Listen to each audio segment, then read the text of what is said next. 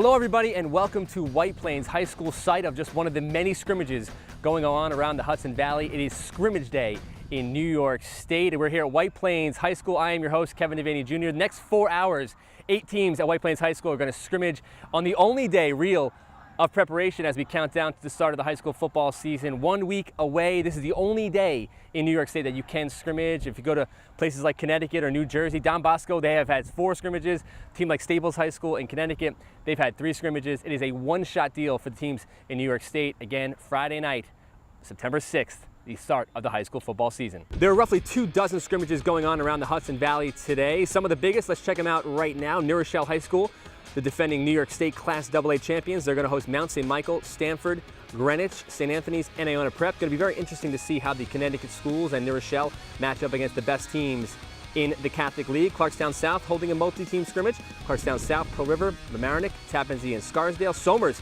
a big one up there, as the defending Class A champions of Section 1 host Arlington, Stepinac, Carmel, and Panis. And over at Ossining, a multi-team scrimmage, Ossining, Fox Lane, Byram Hills, Croton Harmon, Lincoln, and Briarcliff Hamilton. You can check out all of our scrimmage coverage and so much more on msgvarsity.com, our redesigned website. John Malone, Jordan Griffith, Isaac Cass, Chris Caron, and myself out at scrimmages all day today. We've been out at football camps all summer long as the countdown to the season continues.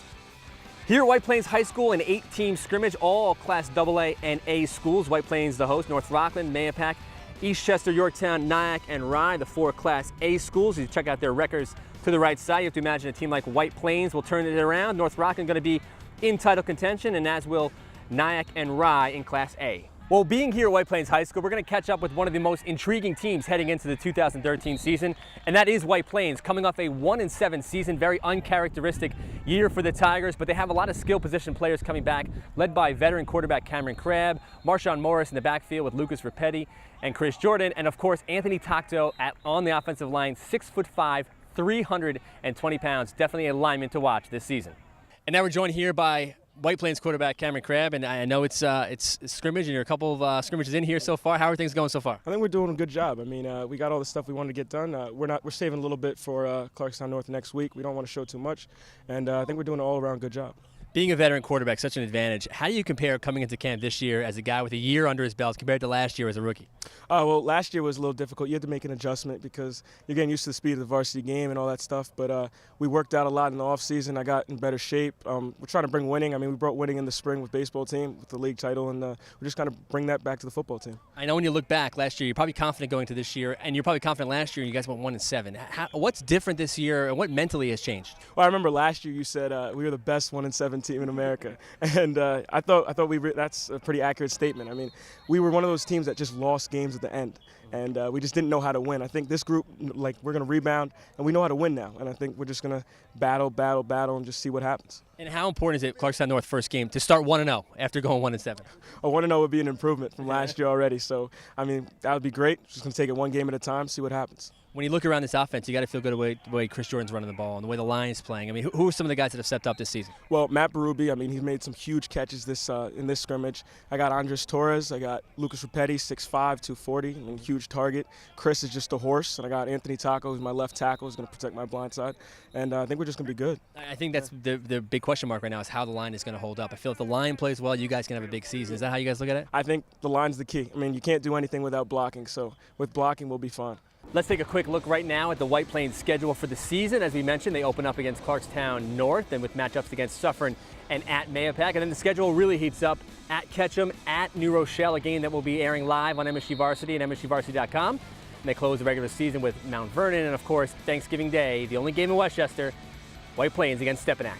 Watching White Plains today, I watched them 2 times in scrimmages. I thought Cameron Crabb threw the ball extremely well, especially on the run. He's really developed his mechanics, and he has a very, very good receiver in Matt Berube. I can see Berube being amongst the Section 1 leaders in reception for this season. Definitely a name to watch out for. I watched White Plains just now take on North Rockland in this scrimmage, and North Rockland is, I think, clearly the best team at this scrimmage of the 8 teams. And they don't really do anything individually well, but as a whole, the whole product of North Rockland, very impressive to watch. The backfield is very strong, but up front is where they're going to really dominate teams. I think George Mafogren, Eric Favors, how good they are on the offensive line. And of course, Eric Favors ranks as the best defensive lineman in Section 1. I think New Rochelle even will have a hard time matching up with the physicality of North Rockland for 4 quarters in any game this season. Speaking of Mafogan, he joins us now, offensive tackle for North Rockland, and I know you're a couple scrimmages in. You got to feel like you guys are controlling things up front? Yeah, I think we're going to have a good offensive line this year. It looks like, we're finally coming together as a group.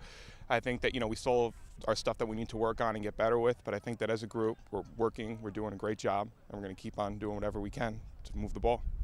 We spoke about this off camera just now. I mean, just the physicality you guys play with. Is that something that separates you guys, you think, from most of the teams on your schedule? Yes. I think that we're a very physical team. We're a very aggressive team, very fast team. We're hard. We're moving. We're not going to stop. We keep drilling. The offensive in the backfield with Noel and the way he's played and Respress and just take me through the backfield and how guys have improved in the offseason. That was a place where we weren't really sure how our team was going to develop, and we have two guys that really stepped up as, not only as leaders on the team and just great athletes and great players, and they came and did a great job. I watched Nick Imparato play last year, and I watched him throw a ball today, and I was like, wow, this is a different quarterback. How much has he improved since last season? He's improved a lot. He's worked really hard all off season to make sure his passes are great, and he's been going on a ton of camps, a ton of stuff. He's been working out, and he's been doing everything he could to get himself better. You guys lose to New Rochelle in the Section 1 championship game last year. They go on to win a state championship. Was that a good thing for you guys? Did it hurt you guys? Did it kill you guys watching them do that? It was horrible watching them do it. We always want to beat them. They're our biggest rivals this year, and we're going to bring it to them this year. You guys played two very good games them last year. What's it going to take this season to turn it around? We are going to keep working. We're going to do the same thing, and we're just going to keep drilling. We're going to keep working on our plays. We have a better line this year. We have just as good backs this year. We have a great defense coming up, and I think that we're going to have a great team coming. You guys set a goal every year, and I'm sure the goal is to win the Section 1 championship. Is anything less than that this year a disappointment for you guys as a team? Of course, we're going to win. We're going to try to do whatever we can to get there, and we're going to win. We don't want to lose. And we want to keep going to states. We don't want to stop. John Jay's Fishkill week 1, and that's not a game to overlook anybody either. I mean, how good of a matchup was that for you guys to start? That's a great matchup to start. It'll show us where we are and it'll show us what chances we got. And I think that they're going to have a very aggressive line coming in, and I think they're a team to be reckoned with. So let's see what happens. George mentioned one of the marquee games of the opening weekend in Section 1, that being John Jay's Fishkill traveling to North Rockland on Friday night. One of the best games of the weekend. Somers traveling up to Poughkeepsie and new coach John Castellano. We know the history between Somers coach Tony DiMatteo and Castellano over the years when he was at Nyack on Saturday. New Rochelle taking on one of the sleeper teams, one of the teams to watch in Section 1 and AA, RC Ketchum, the game that will be airing on MSG Varsity and MSGVarsity.com. And you have Brewster and Harrison, a matchup of Class A playoff teams last year. Panis traveling to Yorktown, Croton at Pleasantville, and Rhinebeck, your Class C finalists last year, looking to get over the hump, taking on the D champion of Tuckahoe. We see a very big opening week game for Yorktown. When you look back to 2012, they were the best team to not make the postseason. There were many issues in the Class A Pioneer system, and Yorktown, unfortunately, was the poster child of that. They won 5-2 in the regular season, losing only to Poughkeepsie and champion Somers, not making the playoffs. They finished 6-2, beating John Jay Cross River in a bowl game. Now moving on to 2013, that's all in the past for the Cornhuskers. They're looking to build and get back to the playoffs, and they have a very strong core of skill position talent to do that. Connor Veracruz at running back, and of course, Eric Morelius, their leading rusher from last season, he returns as well. Looks like Anthony Pettigene has won the quarterback job for the Huskers. Big year ahead in Yorktown. A guy we just mentioned about winning the quarterback job here at Yorktown High School is Anthony Pettigene, a senior going into the year. It's got to feel good going in as a starting quarterback. You know it's going to be that way in the first scrimmage and on week 1. Yes, it feels great actually. Working hard all preseason, lifting, running with the team, and finally come up on top in the competition felt great. Ryan Baker played phenomenal. He really helped me develop as a quarterback, and hopefully I'm going to do him back and help him develop as a quarterback throughout his junior year. I know a guy you learned a lot from was Nick Mariano. How big of the shoes are those to fill going into this season? It's going to be hard, but you know what? I love the challenge. It's going to be difficult, but you know what? Nick was a great quarterback. Everyone knows it. He was a great leader, and hopefully I'm able to go up to what he was able to do, which was play phenomenal quarterback for Yorktown. The best team to not make the playoffs last year in Class A was very easy with you guys. How much did that sting going into the season, and how much is that motivating you guys now?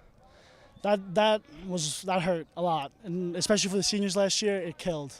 And you know what? This season we're really that's our main rally point right there is how we got cheated out of the playoffs. But you know what? We're back this year. We can't dwindle on the past. So you know what? We're gonna work hard this year, and hopefully we make it. What's going to be the key? I know having Eric back at running back, Eric Morales back at leading rusher last season is a huge thing, but who else has to really step up for this team to be successful? I think everyone, to be honest, everyone. Our line needs to step up, all our backs. It's football, it's not a one-man game. Our line needs to step up. Eric's been playing great lately. Everybody has been stepping up. So you know what?